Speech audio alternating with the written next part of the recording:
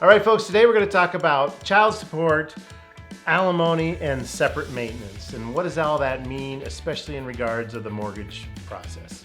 Right. So it's about, there's kind of a twofold conversation here. What happens when you receive it and what happens when you have to pay it as in regards to a mortgage, right? So child support and alimony, we're going to start with when you receive it. We need to prove that you have been receiving it for 6 months consistently. So if you have, 3 months were great, missed a month, next 3 months, problem, right? You need to have 6 months of consistent payments, right? At the same amount, preferably around about the same time of the month.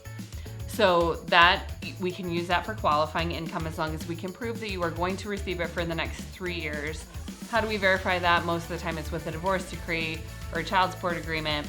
Also verifying that your kids are not going to be turning 18 in the next 3 years. So sometimes we have to ask for birth certificates. So that, since it is not taxable to the receiver, then we can usually what we call gross up your income. So we can add some to that since you do not have to pay taxes to it. Cool feature to child support and alimony. Alimony is the same way. We have to prove that you've been receiving it for 6 months and that you're going to be receiving it for at least the next 3 years to use it for qualifying. All right, so that's what happens when you are receiving alimony. You can use it to qualify as long as you meet those guidelines. What happens when you pay alimony? Alimony and separate maintenance are basically the same thing. Different states call them different things. So state of Montana calls it maintenance.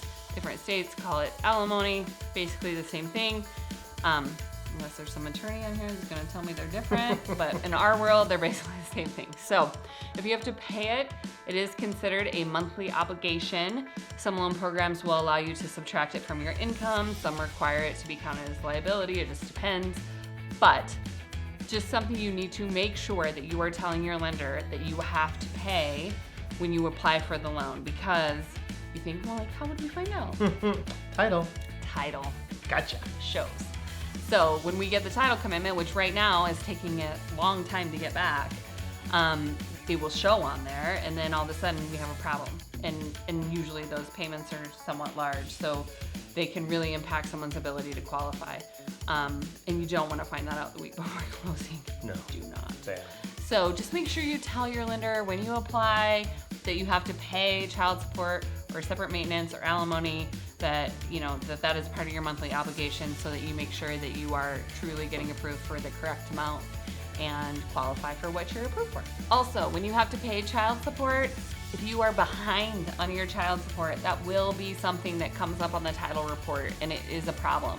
So just make sure that you're talking to your lender about that. If you're behind but you're making payments towards your back child support, sometimes we can work with that. But if you are behind and have not made payments towards your back child support, that will be an issue for qualifying for a home loan. So just keep that in mind when you are paying child support or alimony as part of a divorce decree or a child support agreement. So again, a lot of helpful, insightful ideas and things to think about and watch out for. And the real estate agents that are watching this, Shannon broke it down pretty well for you. You don't want surprises in that late third, fourth quarter or hour or whatever you want to call it in terms of the mortgage process, i.e. not disclosing that you are paying child support or maintenance. That can really get you. So the bottom line is communicate often and early with your lender. Get a good lender that understands what you're talking about and understands the mortgage process. Check our YouTube channel out so you can see not only this great video, but all the other ones that can really kind of help you navigate the wild waters of mortgage, as we would like to call it. So Good one. Thank you. Appreciate that. Just came to me. So anyways, reach out to us. We'd love to help you out, and have a great day. Yep.